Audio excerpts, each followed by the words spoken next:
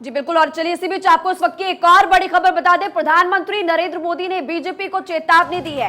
सत्ता विरोधी लहर से सावधान रहे। चुनाव से पहले प्रधानमंत्री ने दरअसल चेतावनी दी। चुनाव में 400 दिन से भी कम समय बचा है। ऐसे में कार्यकारिणी में हिदायत उनकी तरफ से दी गई कि सत्ता विरोधी लहर से आप सावधान रहिए।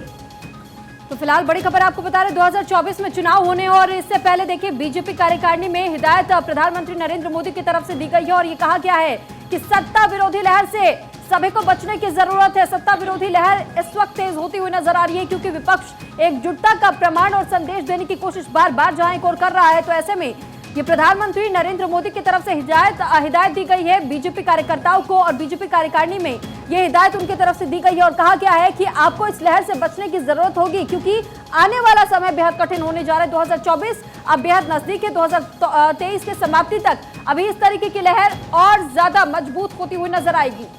बिल्कुल आपने सही कहा। देखिए चुनाव में 400 दिन से कम समय बचा है। ऐसे में प्रधानमंत्री की तरफ से हिदायत यहां पर दी गई। एक तरफ भारत जोड़ो यात्रा कांग्रेस पार्टी की, उधर कैम्ब्रिज यूनिवर्सिटी में क्या कुछ बयान राहुल गांधी ने दिया था और उसको लेकर भी जमकर सियासत हो रही वो भी आपने देखा। और ये भी आपने देखा था कि नीतीश कुमार ने खुद कहा था कि अब सभी विपक्षी दलों को एक साथ आने की जरूरत है तभी कुछ हो पाएगा।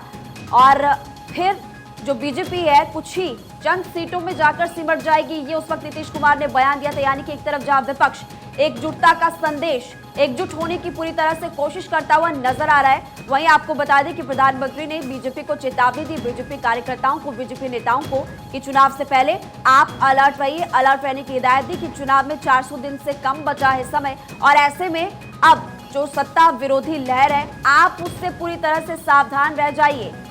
लगातार यहां पर रणनीति बनाई जा रही बीजेपी की तरफ से, चूंकि अब बहुत ही कम समय बचा है। एक तरफ जहां उषाजुमी चुनाव, वहीं आपको बता दें साल 2024 में लोकसभा चुनाव और उसको लेकर बीजेपी पूरी तरह से तैयारी किए हुए है। सुरभि बिल्कुल, विपक्ष जहां एक और अपनी रणनीतियों को और मजबूत करने की कोशिश कर रहा है और ये संदेश जारी करने की कोशिश कर रहा है कि एकजुटता लगातार विपक्षी पार्टियों की नजर आ रही है, तो वहीं इस बीच प्रधानमंत्री नरेंद्र मोदी की तरफ से बीजेपी कार्यकारिणी की बैठक में हिदायत कार्यकर्ताओं को दी गई और ये कहा गया है कि आपको सत्ता विरोधी यानी एंटी इनकम्बेंसी से बचने की बेहद जरूरत होगी क्योंकि आने वाले समय में ये लहर और मजबूत होती हुई नजर आएगी और विपक्ष की तरफ से कई ऐसी रणनीतियां तैयार की जाएगी जिससे कि सत्ता पर प्रभाव डाला जा सके और सत्ता पक्ष को घेरने का काम किया जा सके। और इसी के प्रति ये हिदायत प्रधानमंत्री नरेंद्र मोदी की तरफ से दी गई है क्योंकि 2024 में महज 400 से कम दिन बचे हुए हैं।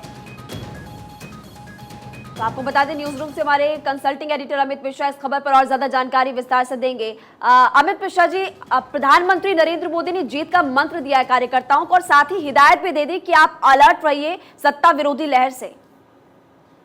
बिल्कुल महिमा, देखिए प्रधानमंत्री मोदी ने इस बात की तस्दीक अपने कोर ग्रुप की बैठक में की है जिसमें कई वरिष्ठ नेता थे और उनके सामने इन्होंने कहा कि जो सत्ता विरोधी लहर होती है, यानी जिस राज्य में भारतीय जनता पार्टी की सरकार है, जाहिर सी बात है वहाँ एंटी इनकम्बेंसी होगी, लोगों का विधायकों के प्रति जो है वो गुस्सा, नाराजगी हो सकती है, उससे कैसे बचा जाए।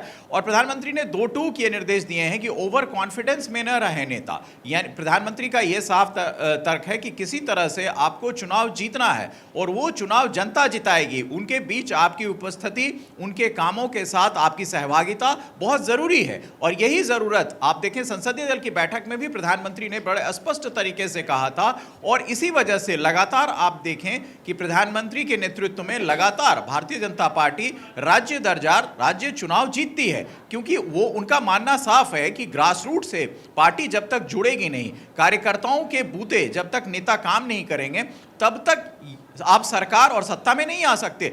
और वो आने के बाद आप जनता से जो आपके काम हैं, जो आपने मैनिफेस्टो में उनसे वादा किया है, वो वादे पर आप खरे उतरिए, अन्यथा एंटी इनकम्बेंसी आपके साथ लगेगी क्योंकि कई राज्यों में भारतीय जनता पार्टी की सरकार कई वर्षों से है। ऐसे में लाजमी हो जाता है कि वहां एंटी इनकम्बेंसी हो, खास तौर से मध्य प्रदेश इसका एक उदाहरण हो सकता है। और प्रधानमंत्री ने इस बात के लिए साफ तौर पर वहां के नेता और दूसरे अन्य प्रदेशों के नेताओं को इंगित किया है क्योंकि कई राज्यों के चुनाव हैं 2023 में और 2024 में लोकसभा के चुनाव हैं। ऐसे में अगर जनता के प्रति जो नुमाइंदे हैं, उनके विधायक, सांसद, वो लापरवाही बरतेंगे तो एंटी इनकम्बेंसी हो जाएगी। इसलिए अभी से आगाह किया है। लेकिन अमित, कहीं ना कहीं ये डर सता रहा है बीजेपी को भी कि हो सकता है कि विपक्षी खेमे से भी जहां एक और एकजुटता का संदेश बार बार विपक्ष दे रही है, तो ऐसे में कहीं ऐसा ना हो जाए कि बीजेपी के कार्यकर्ताओं पर भी निशाना साधा जाए, उन पर किसी प्रकार से उंगली उठाई जाए या अपने खेमे में शामिल करने की कोशिश की जाए।